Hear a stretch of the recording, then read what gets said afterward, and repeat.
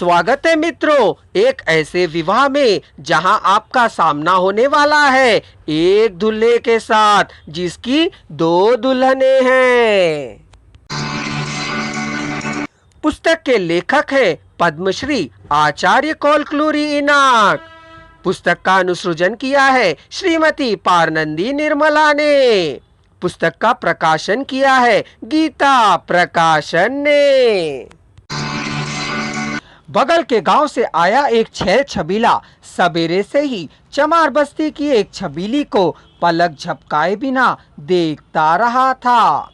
वह रजस्वला हो गई थी। माता पिता ने उसकी शादी नहीं की। उसका तन सुडौल और डोलता हुआ था।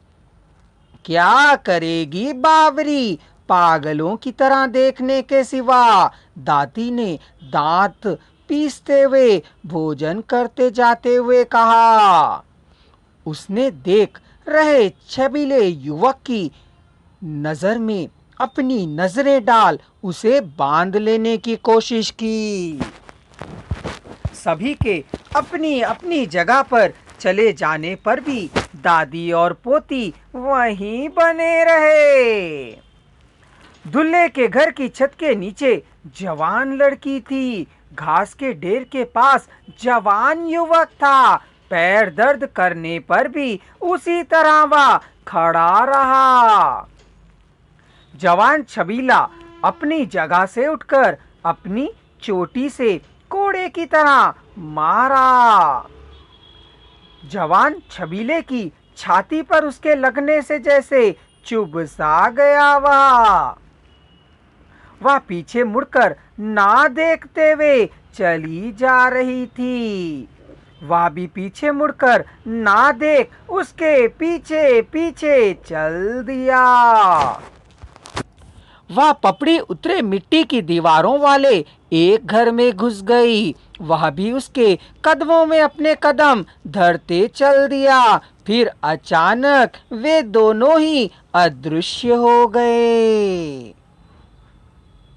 क्या ऐसा करते इन्हें उस छबीले के घर वालों ने देखा होगा?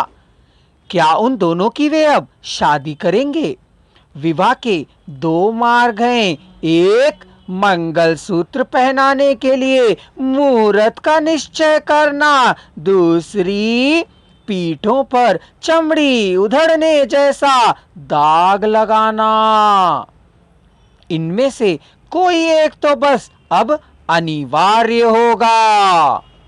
यदि किसी ने नहीं देखा है तो अपने अपने घर एक दूसरे को झटक कर चले जाएंगे वे।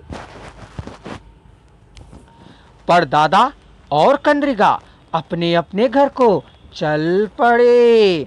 क्या है रे बुढ़ऊ, इतनी ताकत से घास की डेरी के पास बैठे हो?